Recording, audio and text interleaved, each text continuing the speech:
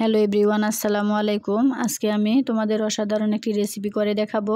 এখানে স্ক্রিনে দেখতে পাচ্ছ আমি কিছু পাবদা মাছ নিয়েছি। এগুলো আমি কেটে পরিষ্কার করে ধুয়ে নিয়েছি। এখন লবণ, হলুদ আর মরিচ দিয়ে আমি ভালোভাবে এগুলোকে ম্যাগনেট করে রেখে দিব। তোমাদের হাতে সময় কম থাকলে তোমরা সাথে সাথেও ভেজে নিতে পারো। আমি ম্যাগনেট করে রেখে দিচ্ছি কারণ মশলাটা ভিতরে ঢুকবে মাছের। মাছটা খেতে ভালো লাগবে, এজন্য ম্যাগনেট করে রেখে দিলে ভালো হয়। পাশে আমি একটা চুলায় প্যান বসিয়ে দিলাম। এখন আমি পরিমাণ মতো সরিষার তেল দিয়ে দিয়েছি। তোমরা চাইলে সয়াবিন তেল দিতে পারো এ পর্যায়ে। এখন আমি আরেক জায়গায় একটা বাটিতে কিছু পরিমাণ টমেটো ধুয়ে নিচ্ছি। স্ক্রিনে দেখতেই পাচ্ছ যে কাঁচা টমেটো দেখা যাচ্ছে। এই টমেটোটা দিয়ে পাবদা মাছটা রান্না করলে খেতে অসাধারণ লাগে। আমি এখন রেগুলার সাইজ করে কেটে নিয়েছি। আর এই ফাঁকে মাছগুলো উল্টে পাল্টে আমি ভেজে নিচ্ছি লাল করে। মাছগুলো ভেজে নিলে পাবদা মাছটা একটু হালকা ভেজে নিবা। এখন প্যানে আমি সরিষার তেল দিয়ে আদা রসুন দিয়ে ভালোভাবে এটাকে কষিয়ে নিব। আর দিয়ে দিলাম পরিমাণ মতো পানি দিয়ে আমি এটাকে গুঁড়া মশলা অ্যাড করব, হলুদ আর লবণ মরিচ দিয়ে। এখন আমি ভালোভাবে নেড়ে চেড়ে মশলাটাকে কষিয়ে নিব। মশলাটা কষানো পর্যন্ত আমার অপেক্ষা করতে হবে। দেখো মশলাটা কষানো হয়ে গিয়েছে, মশলা থেকে তেলটা আলাদা হয়ে গিয়েছে। এভাবে মশলাটা কষিয়ে নেবে।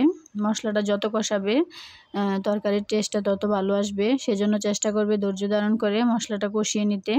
এখন আমি দিয়ে দিলাম টমেটোগুলো আমি যেই সাইজ করে কেটেছি এই সাইজ করে কাটলে মানে তাড়াতাড়ি সিদ্ধ হবে, সেজন্য চেষ্টা করবে একটু চিকন করে কাটার জন্য। এখন আমি নেড়ে চেড়ে এটাকে ভালোভাবে মিশিয়ে নিব। এটাকে ভালোভাবে মিশিয়ে নিতে হবে। মিশিয়ে ঢাকনা দিয়ে ডেকে এভাবে আমাকে কষিয়ে নিতে হবে ধৈর্য ধারণ করে। এ পর্যায়ে চুলার আঁচটা তোমরা মিডিয়ামে রাখবা। মিডিয়ামে রেখে নেড়েচেড়ে ভালোভাবে মিশিয়ে নিলাম। এখন ঢাকনা দিয়ে ডেকে এটাকে কষিয়ে নিব। আর দিয়ে দিলাম কয়েক টুকরো কাঁচামরিচ। এখন ধনেপাতাগুলো আমি পরিষ্কার করে ধুয়ে নিব। ধুয়ে এখন কেটে রেখে দিব। এটা তরকারি উঠানোর লাস্টে দেওয়া লাগবে। এখন আমি আবারও নেড়েচেড়ে এটাকে ভালোভাবে মিশিয়ে নিচ্ছি। মিশিয়ে তারপর ঢাকনা দিয়ে ডেকে আবার এগুলোকে কষিয়ে নিব। কিছুক্ষণ পর পর এসে নেড়ে দিতে হবে, না হয় নিচে পোড়া লেগে যেতে পারে। এই রান্নাটা করতে একটু সময় বেশি লাগে কারণ টমেটোটা কষাতে হয়, মাংসের মতো কষাতে হয়। কিছুক্ষণ পর পর এসে নেড়ে চেড়ে দিয়ে আমি কষিয়ে নিলাম খুব ভালোভাবে। দেখো টমেটোটা কিন্তু আধ ভাঙা হয়ে গিয়েছে কষাতে কষাতে। এখানে কোনো পানি এক্সট্রা নেই, পানি সব শুকিয়ে গিয়েছে।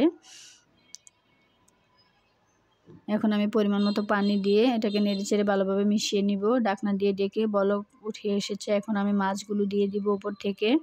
মাছগুলো দিয়ে আমি আবার ঢাকনা দিয়ে একটু ডেকে দিব। ঢাকনা দিয়ে ডেকে মশলা ভালোভাবে বলক আসা পর্যন্ত আমার অপেক্ষা করতে হবে।